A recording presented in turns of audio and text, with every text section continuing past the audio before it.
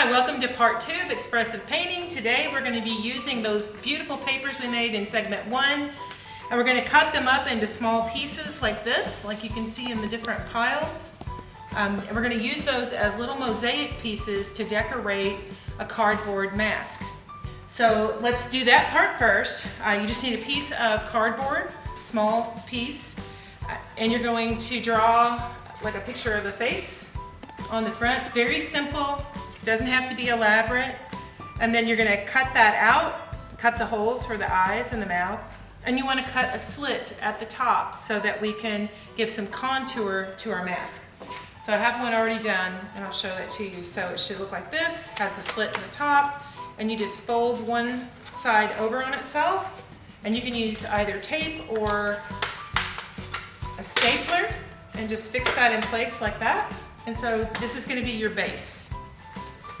So once you have that done, you can use Elmer's glue, and you can either use the glue bottle or you can pour some glue into a little cup and use a brush. Some students might prefer the brush method for their paint. It might be easier for them to do. So we'll do a little bit of both. I'm going to put some glue in here. I have some in my bottle.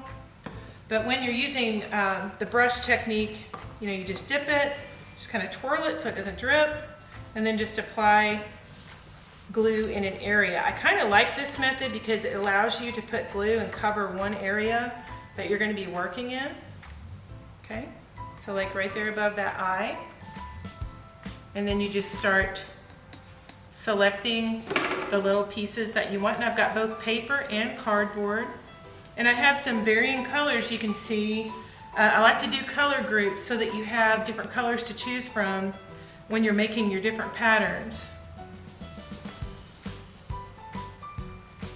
And so you're just going to lay those on, leave a little bit of space, just like if you were putting on a ceramic tile.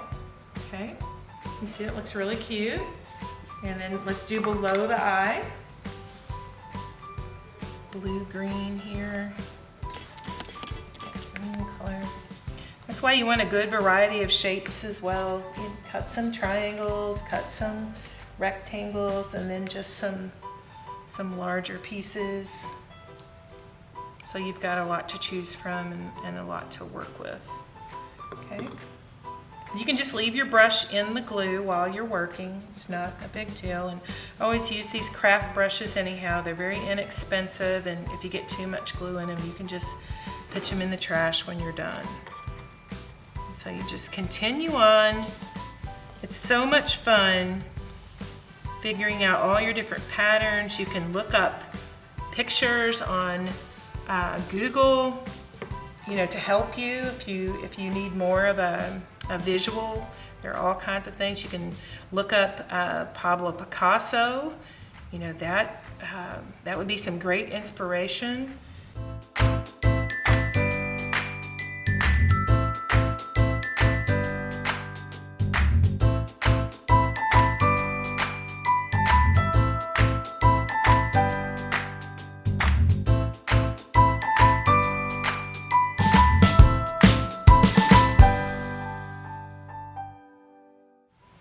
So I've continued to use the mosaic pieces that we made from the paper and the different shapes we cut out to decorate the cutout of the mask. And you can see from the plain side to the side that we have the design on, just how cute that is. So much fun to do. You could use the same technique to cover most any surface. You could do ornaments, you could do picture frames, you could do wooden letters. You could just cover different shapes cut out of cardboard. Just endless possibilities there. And then I have a completed one done previously by a student here, and you can see the different shapes. Now, this student cut out the shapes so that it was equal on both sides rather than using just the random pieces like we used on the other one. But they added some foil and some feathers, and you could add beads and the little stick-on rhinestones. The macaroni art, you could just add all kinds of little things to this.